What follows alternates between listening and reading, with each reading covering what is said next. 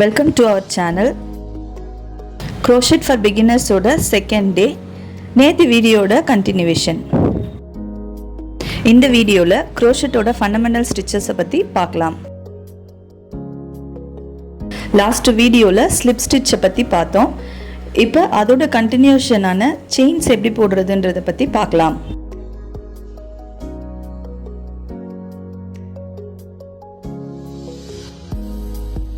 First த்ரெட்ல இது மாதிரி slip stitch ஒன்று போட்டு எடுத்துக்கலாம்.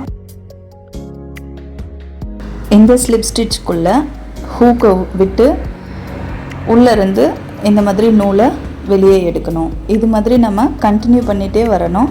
இது நீங்கள் பார்க்கும்போது ஒரு பின்னல் போட்ட மாதிரி இருக்கும். இதுதான் வந்து செயின் அப்படின்னு சொல்லுவோம். இது ஃபவுண்டேஷன் செயின் அப்படின்னு சொல்லலாம்.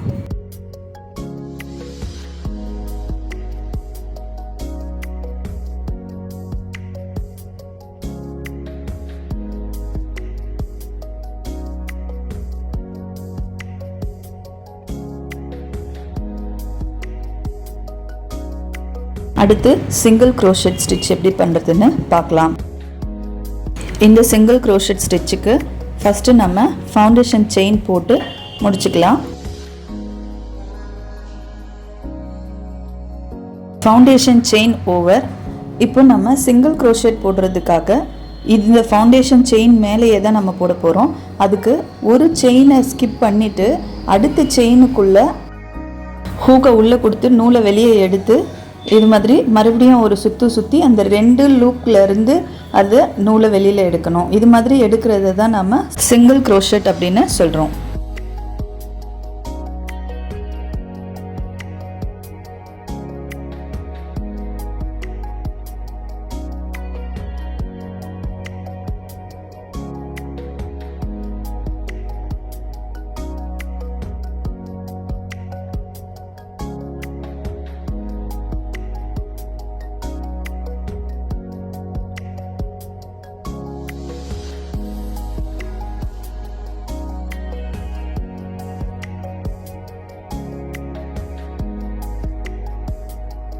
சிங்கிள் க்ரோஷெட் முடிஞ்சிச்சு. அதோட ஃபைனல் அவுட்லுக் இப்படி தான் இருக்கும்.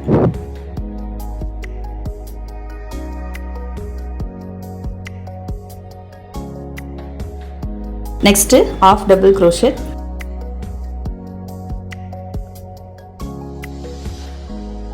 இதுக்குண்டான ஃபவுண்டேஷன் செயின்ஸை ஸ்டார்ட் பண்ணி முடிச்சுக்கலாம். அந்த ஃபவுண்டேஷன் செயின்ஸில் ஆஃப் டபுள் க்ரோஷெட் போடுறதுக்கு ரெண்டு செயினை ஸ்கிப் பண்ணிவிட்டு மூணாவது செயினில் ஸ்டார்ட் பண்ணிக்கலாம். இதுக்கு ஃபஸ்ட்டு ஒரு லூப் போட்டு எடுத்துக்கலாம். அடுத்தது அந்த தேர்ட் செயினுக்குள்ளே இந்த நீடில் விட்டு அதுக்குள்ளே இருந்து ஒரு த்ரெட்டை வெளியே எடுத்திங்கன்னா மொத்தம் 3 நூல் நமக்கு நீடில் நிற்கும். இப்போ அந்த 3 நூல் வழியாகவும் நம்ம இந்த நூலை வெளியே எடுத்தோம் அப்படின்னா இதுதான் ஹாஃப் டபுள் க்ரோஷெட்.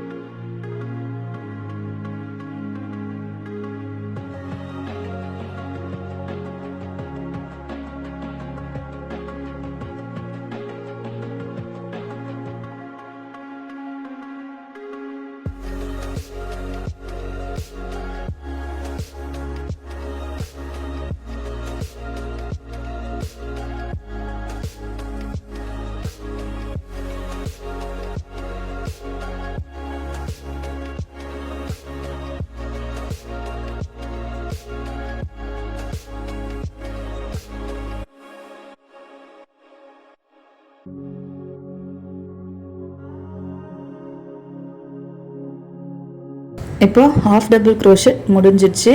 அதோட அவுட்லுக் இது மாதிரி இருக்கு பாருங்க.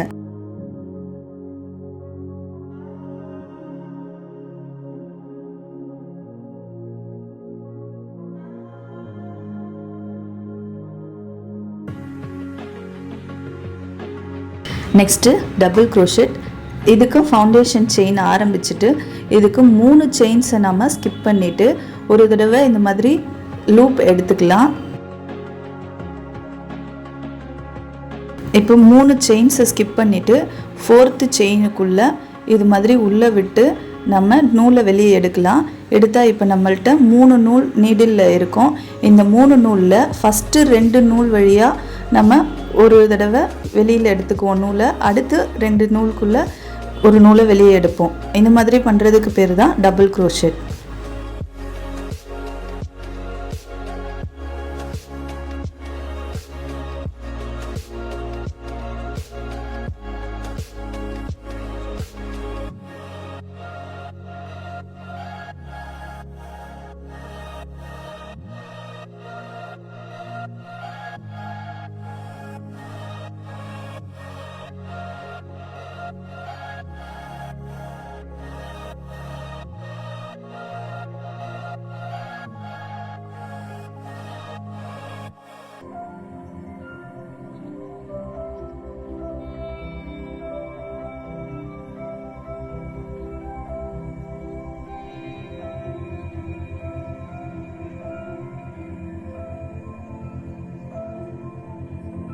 இது மாதிரி ரிப்பீட் பண்ணிகிட்டே வந்தால் டபுள் க்ரோஷெட் ஃபினிஷ்.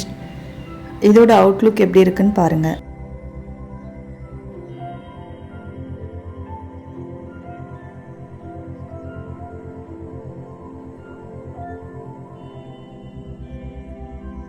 அடுத்தது ட்ரிபிள் க்ரோஷெட்.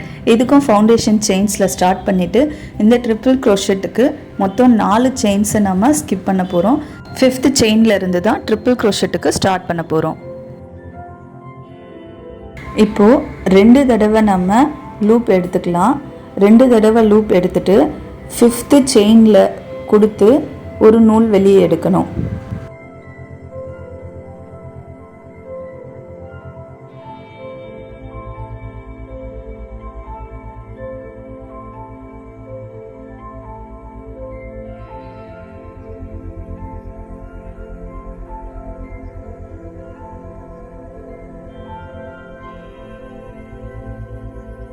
இப்போ 2 தடவை நூலை லூப்பை எடுத்துட்டு அது செயினுக்குள்ளே விட்டு நீங்கள் நூல் வெளியே எடுத்தீங்கன்னா மொத்தம் 4 நூல் இருக்கும். இந்த 4 நூலில் ஃபஸ்ட்டு 2 நூல் வழியாக நம்ம நூலை வெளியே எடுக்கணும். அடுத்து 2 நூல், அடுத்து 2 நூல், அது மாதிரி நம்ம 3 தடவை இந்த இடத்துல நம்ம க்ரோஷா பண்ண போகிறோம். அதனால தான் இதுக்கு பேர் ட்ரிபிள் க்ரோஷெட்.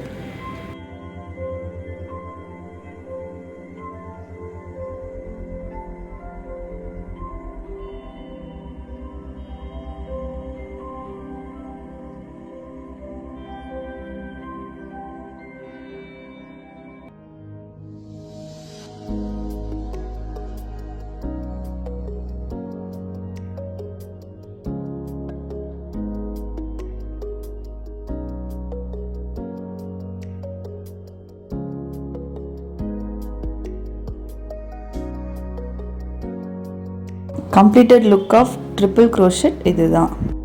இதில் பேசிக்கான 4 ஸ்டிச்சஸ் ஆஃப் க்ரோஷெட்டும் காமிச்சிருக்கோம். க்ரோஷெட்டோட எண்ணிக்கை அதிகமாக அதோட விட்டும் அதிகமாகும். அடுத்தது பஃப் க்ரோஷெட். மற்ற க்ரோஷெட்டை விட இது கொஞ்சம் டிஃப்ரெண்ட்டாக இருக்கும். இந்த ஸ்டிச்சை வந்து நம்ம ஃப்ளவர்ஸ்லாம் போடும்போது நிறைய யூஸ் பண்ணுவோம். இதுக்கு ஃபவுண்டேஷன் செயின் ஸ்டார்ட் பண்ணி ஒரு டபுள் க்ரோஷெட் போட்டு எடுத்துக்கலாம். இப்போ நெக்ஸ்ட் செயினில் பஃப் ஸ்டிச்சுக்கு ஸ்டார்ட் பண்ணிக்கலாம். இப்போ ஹூக்கில் ஒரு தடவை லூப்பை எடுத்து அந்த செயினுக்குள்ளே கொடுத்து ஒரு நூல் வெளியே எடுத்துக்கலாம். இது மாதிரி எடுக்கும்போது நமக்கு மொத்தம் 3 நூல் இருக்கும். இதே மாதிரி நம்ம ரிப்பீட் பண்ணும்போது மொத்தம் 7 லூப் நமக்கு கிடைக்கும். இப்போ இந்த 7 நூல் உள்ளே இருந்து நம்ம நூல் வெளியே எடுக்கும்போது நமக்கு ஒரு பஃப் கிடைக்கும். அந்த மாதிரி எடுத்துட்டு அதுக்கு மேலே ஒரு செயின் போட்டு இந்த பஃப்பை நம்ம ஃபினிஷ் பண்ணிக்கலாம். பஃபோட திக்னஸ்க்கு தேவையான அளவுக்கு நம்ம சேம் செயினுக்குள்ளே எத்தனை தடவை வேணாலும் இது மாதிரி ரிப்பீட் பண்ணலாம்.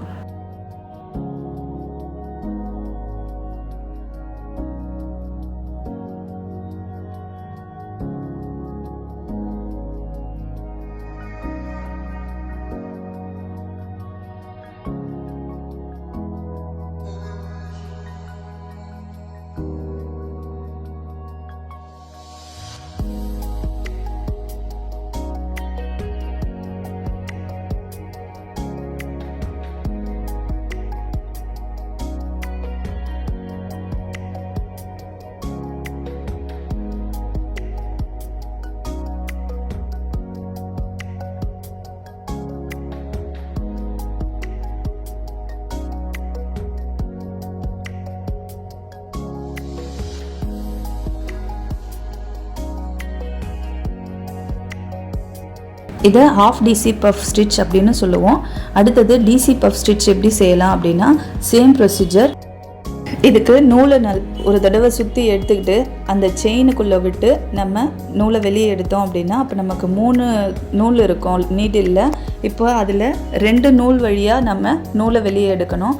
இதே மாதிரியே அடுத்ததையும் ஒரு நூலை சுற்றி எடுத்துக்கிட்டு மறுபடியும் சேம் செயினுக்குள்ளே நூலை விட்டு எடுத்து அப்போ மறுபடியும் அதில் 2 நூல் இருக்கும். அதிலேருந்து அந்த 2 நூல் வழியாகவும் நம்ம ஒரு நூலை வெளியே எடுக்கிறோம். இது மாதிரி நமக்கு தேவையான அளவுக்கு நூலை விட்டு எடுத்தோம்னா லாஸ்ட்டாக ஒவ்வொரு ஸ்டிச்சிலையும் நமக்கு ஒவ்வொரு நூல் நிற்கும். அப்போ எல்லாம் சேர்ந்து இப்போ எனக்கு நான் 3 டிசிக்கு கொண்டு வந்திருக்கேன். அதனால் எனக்கு 3 டிசி ப்ளஸ் ஒரு செயினோட ஸ்டிச் இருக்குது. இது எல்லாம் சேர்ந்து நமக்கு 4 நூல் இருக்குது. இந்த 4 நூல் வழியாகவும் ஒரு செயின் போட்டு எடுத்தோம் அப்படின்னா நமக்கு டிசி பஃப் ஸ்டிச் ரெடி ஆயிடுச்சு. பஃபோட திக்னஸ்க்கு ஏற்ற மாதிரி எத்தனை தடவை வேணாலும் கொடுத்து எடுத்துக்கலாம்.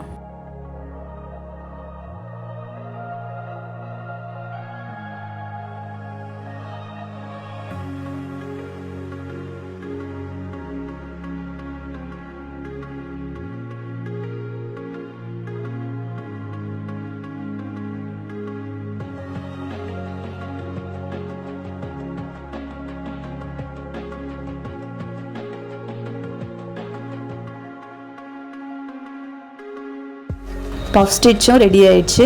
இது நம்ம ரவுண்ட் பேட்டர்னில் நிறையா யூஸ் பண்ணுவோம் ஃப்ளவர்ஸ் போடுறதுக்கு. க்ரோஷெட்டில் ஸ்கொயருக்கு தேவையான பேசிக் ஸ்டிச்சஸை இது வரைக்கும் பார்த்துருக்கோம். ரவுண்ட் பேட்டர்னுக்கு தேவையான ஸ்டிச்சஸை நெக்ஸ்ட் வீடியோவில் பார்க்கலாம். தேங்க்யூ.